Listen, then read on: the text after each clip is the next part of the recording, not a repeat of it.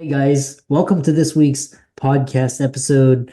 I'm really excited about today's guest, Ryan Johnson. He's the founder and CEO of Three Sparrows Executive Services. We're going to find out all about the work that he's doing, and I'm always happy to connect with entrepreneurs doing fantastic things on the cutting edge. And welcome Ryan to the show. So Ryan, welcome. Thank you, Christopher. I'm glad to be here. Yeah. So you specialize in 10x your business, business growth secrets, building teams. So kind of talk about your journey and how you got to where you are today. Yeah, it's a great question. Yeah, probably a lot different than what you'd expect. So this is a good question. I spent my whole career in higher education, and the first half of that career in college baseball coaching. So I was a baseball coach. I was an operations guy on the field as I coached, as I took care of the field and ran the budgets and all sorts of things. Right. So I was a baseball guy, but an operations guy, and then the Lord moved me out of that field and felt like I needed to do something different, which was good because I met my wife soon after that, and she said that would have never worked to be a coach because you put in about 80 hours a week and you don't make very much. But anyways, so I moved into administration on the college campus. And so I got into admissions because I was a recruiter. I thought, well, I can recruit people. So I got in there and did a great job recruiting students. And then once I got doing well there, I kept getting promoted. And then I realized I was a really good operations person too, and had a very creative mind, which is different than most operations people. And so I ended up in finishing my time in higher education as the vice president for enrollment management. And so I sat on the executive leadership team and helped strategy and operations and all through the campus. And so, again, felt led to get into the business world and specifically in small business because we know that CEOs of small businesses everywhere are the chief everything officers. And so they need help to scale up their business, but it's really hard to afford a full-time COO. So that brings me to where I am today. Yeah. And so I love this idea that you describe where the where God or in the universe is kind of has a different assignments for you, where you're learning different skills and kind of leading you. It's very antithetical to the traditional kind of stair step one way path. Mhm. So I love that deeply resonates. One thing that you say is the best way a small business can 10x their results by investing in their people and in today's age. So, for example, a lot of companies, what I've seen is they lay off the employees, the CEO gets a bonus and salary, they offer dividends and share buybacks to benefit the shareholders. So that's kind of antithetical to investing in people. So, kind of talk about this concept that you're promoting. Yeah, I'd happy to. So that goes to my coaching days. So that, as a great coach, you have to invest in your players, right? You have to bring the best out of those players, or else the coach doesn't get any notoriety, doesn't get any fame. He may be a great strategist and know the game inside and out, but if he can't build a team and run that team to its greatest potential, then he's not going to be a very good coach. And so, same thing in business. Uh, any organization, if you build a team, but you run along way ahead of that team and don't bring them along, and you don't concern yourself with that team, like you said, if you put most of your time in with the shareholders and the board and making sure you get promoted and you get raises and nobody else, or at least very incremental for everybody else, people aren't going to want to work for people like that. And so they go somewhere else. And that's when the turnover costs really start adding up, when you have to keep rehiring people. And so to me, for small businesses, if because there's not many employees for small businesses, anywhere from 1 to 5 to up to about 25, 30. I mean, you have to really maximize your people because you can't afford to just go out and throw money at a problem and solve it. And so I love that. All of my career has spent time in small coaching programs and then small higher education budgets. And so you just learn how to maximize your time. And so I'm a coach, I'm a trainer, I have a master's degree in training systems. And so maximizing people just makes sense. And of course, then the CEO is not doing everything, and they can actually have a life and work on the business and love what they do again.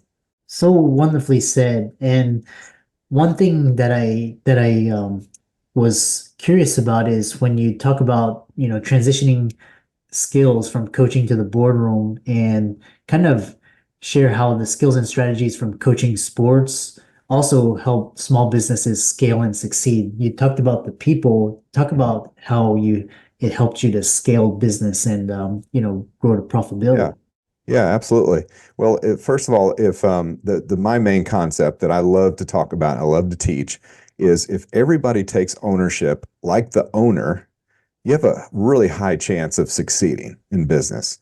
But if you just bring in a bunch of clock punchers that just want to be told every little thing to do, you're going to go crazy as a business owner, and you're not going to get a whole lot done. You're going to spin your wheels most of the time. So I believe the secret sauce, that the engine, is really training those people to take ownership and really not just train them how to do a certain thing, how to work a certain way, but also show them, get invested in their goals. What do they want to accomplish? Do you see a future for them in your company? If so, invest in them over the years in training and development and raises, bonuses, those types of things. So when you create win-win situations, people want to take ownership of what they do, especially if they're heard. If they have an idea and they bring it up to the CEO and he's like, just keep doing what you're doing. Don't worry about that.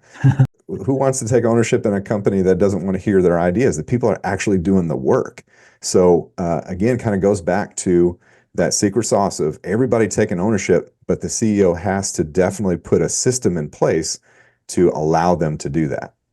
Yeah, I kind of it reminds me of just kind of the old days when I was working for corporate. There was all these issues that you were describing, and kind of what I noticed was that they would just give you the party line or a lot of platitudes, but it's kind of like, okay, we hear you, and it's back to the doing the same thing. So one thing that you also talked about is clock punchers and just people that just want to be told to do. And a lot of problems business owners face today is hiring great talent, because either the great talent, they go on and do their own thing, or they just quit because the boss is horrible. And then, the companies and businesses are stuck with, hiring mediocre and just kind of really not very good employees. So kind of talk about finding and keeping rock star employees. And a lot of these smaller businesses, they can't bring in the accomplished rock star, right? But again, goes back to training. So just like recruiting, when you're at a small school, you're competing, you want to try to go get those rock stars, right? If you can afford it, you're going to go try to get them. But more times than not, you're not going to get them. But so you have to find talent. You have to find potential talent and train and develop them. So a good coach is also marked by how they develop talent and then how they retain talent. And so if someone develops or really invests in employees' training and development and really coaches them well and encourages them to be their best, then the retention happens when you give them a seat at the table, give them opportunity to take ownership with their ideas and make sure they're validated, but then also those bonuses and raises along the way for certain milestones that they help you accomplish. Because without them, you're not going to be able to accomplish them. So let's create a win-win situation that helps us not only develop, but also retain. So don't get hung up on not getting the rock star, because you can create a rock star if you find some talent and then invest in them. I love that. I love that. Because I know one dermatology owner, he basically he would hire someone with where he could train them. They were trainable, and they had Mhm. they had integrity, they had good work ethic. They could be older, but they never fit the mold of the rock star, but he could create Mhm. rock stars. And you were talking about this idea of employees. They want to be seen, heard, and appreciated. of course the salary is important, but if it's like if employees are just feel like they're not being used, they're gonna go elsewhere. So, which brings me to my follow-up question is cultivating a visionary role, and many business owners, they get caught up in the day-to-day and kind of talk about how business owners can step away, focus more on vision and strategy, and kind of shift the operations more, towards the team and have it on and running on its own. Right. No, it's a great question. Entrepreneurs start their businesses because they want to be the visionary leader. There are a lot of CEOs out there that are operationally minded as well, but really they want to work on the business and not in the business. Especially the ones that want to scale quickly and want to have a lot of success and have something that they can run from afar. You hear a lot about let's grow a business and let's sell it, right? Let's get a payday. Well, if you do that, you lose recurring income. So if you can really get a business that runs without you or very little input with you, then that's a cash cow. That why wouldn't anybody want that? Have a couple of those businesses going at once, and so that's attractive to me, and I know it is for a lot of CEOs. And so if you can bring in a COO or maximize your management team, then that's a win-win situation to me. Yeah, so well said. And then what another follow-up question is, once the business starts to grow, how do you overcome expansion challenges? And what are some of the most common hurdles small businesses face when they attempt to scale? And what sort of innovative strategies do you recommend to overcome these challenges? Yeah, it starts with the foundation. If you don't have a good operations foundation, you're not going to be able to handle, you're not going to be able to know how to grow when the time comes. And then you won't be able to do the right things to keep the right people. You start flying by the seat of your pants. So what I recommend is coming in and really taking a look at the goal, the mission and the vision. Let's really look at this. Where do we want to go? What's the time frames here? Now let's set up the issues. Let's find out all the issues, all the roadblocks, and then set up a great communication and execution strategy with your team, where you're getting feedback, you're looking at metrics. Everybody knows how much work they can do. Make sure everybody's 100% maximized, and then you know exactly when it's time to add another person or to add another service, because you're hearing from your customers. And if you don't have that good communication and execution strategy in place before you get started, it's really hard to go back. And then all of a sudden you're like, oh, I just don't know where to go. It could be that you don't have enough budget to get out of that situation. So it really starts with that foundation. But not just the operations foundation. Like I said, it's got to have that communication and execution strategy to make sure you know when it's time to scale. Yeah. We're kind of coming towards the end, and I'm curious, like some case studies and kind of share memorable success stories where, you led a small business from struggling to thriving and kind of, Mhm. kind of the ins and outs. I'm just for the audience. My last client was and I typically work with SaaS and professional services, but this last client was a property management group. Actually, it was a property company, but they had a property management entity. Well, once I got in there, I realized that they had 10 entities under one company. And really, once we started working together and really understanding the mission, the vision, the goal, what drove them, there were co-founders, and they both had little different goals for the company, that sort of thing. But they both came to the consensus that we're working in our business way too much, and we don't even really like most of these entities that we have. And so I led them to just in good discussion, and we all figured out that let's scale this company back to 3 of the entities that they really founded it on, and they really enjoy it, and it has the most potential to scale. So we're able to slow the bleeding considerably with the cash was just running out the back door.